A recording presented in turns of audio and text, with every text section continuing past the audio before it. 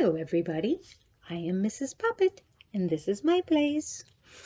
I'm so happy you decided to come again today and visit with me because I really enjoy our time together and I hope you do too. But before we get started, I received a comment from two very sweet little girls named Kaylee and Zoe, and they said to me, "Why don't you show us a picture when you read?" And I thought to myself, that's a very good idea. So from now on, I will try to show you a picture with each story that I read, and hopefully that will make it more fun for you too.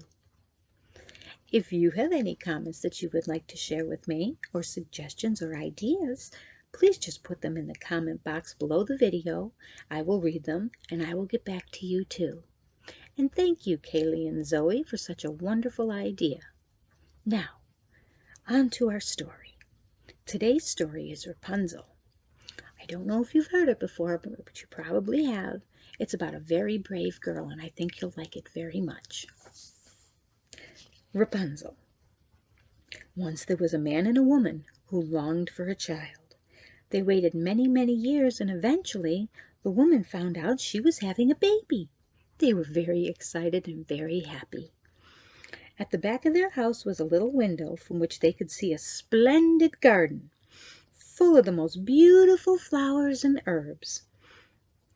The garden was surrounded by a high wall, and no one dared to go into it because it belonged to an enchantress who had great power, and everybody lived in fear of her, for she was very scary. One day, the pregnant woman was standing by this window looking down into the garden when she saw a flower bed planted with a beautiful plant, a kind of rampion called Rapunzel. It looked so fresh and so green that she desperately wanted to eat some. The desire increased every day, and she grew weak and began to look pale and miserable.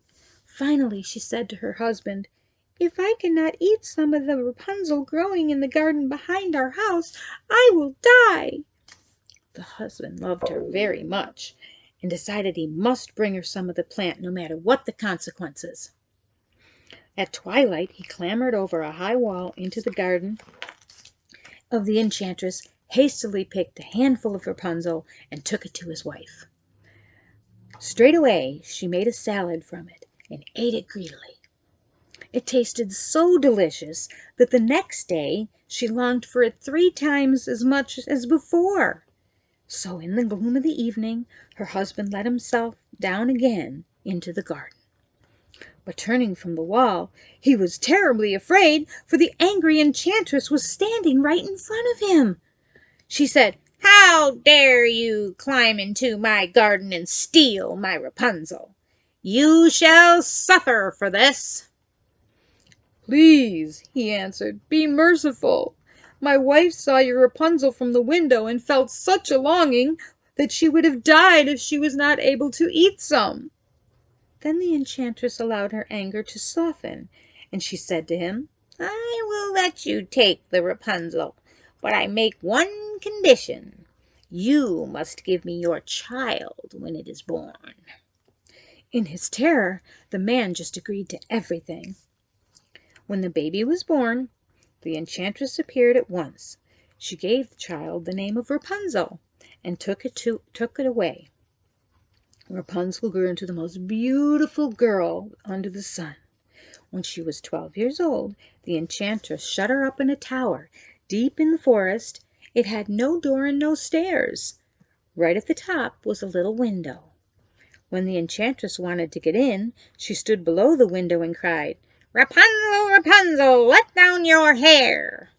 Rapunzel had magnificent long hair, fine as spun gold. When she heard the voice of the enchantress, she unwound her braids and looped her hair over a hook by the window. It hung all the way to the ground, and the enchantress would climb up. Rapunzel had lived in the tower for 4 years when the king's son happened to ride close by through the forest one day. He heard a song that was so charming he stopped to listen. It was Rapunzel, passing the time in her solitude by singing with her sweet voice. The king's son looked for a door to the tower, but could not find one. The singing touched his heart, and he stayed to listen to more. From behind a tree he saw the enchantress arrive and cry, "Rapunzel, Rapunzel, let down your hair!" Rapunzel let down the braids of her hair, and the enchantress climbed up. "If that is the ladder, I too will try," said the king's son. The next day, when it began to grow dark, he went to the tower and cried, "Rapunzel, Rapunzel, let down your hair!" Immediately the hair fell, and the king's son climbed up. At first Rapunzel was terribly frightened by a man she had never seen before stepping through her window, but the king's son spoke to her as a friend, and told her that his heart had been stirred by her singing. Rapunzel lost her fear. She saw he was young and handsome, too. When he asked if she would marry him, she said yes, and laid her hand in his. "I want to go away with you, but I cannot get down. Bring some silk thread every time you come, and I will weave a ladder with it. Then we'll ride away together on your horse." They agreed that until the time he should come every evening, for the old enchantress always came during the day.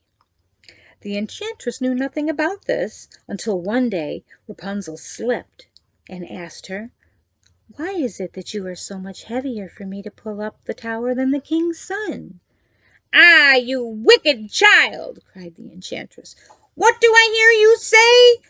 I thought I had separated you from all the world, and you have deceived me." In her anger she clutched Rapunzel's braids, wrapped them twice around her left hand, seized a pair of scissors with the right, and snip, snip, she cut them off. Then she took poor Rapunzel into a desert and left her there, sad and miserable. The enchantress fastened the cut-off braids of hair to the hook over the window. When the king's son came and cried, "Rapunzel, Rapunzel, let down your hair!" she dropped them from the tower.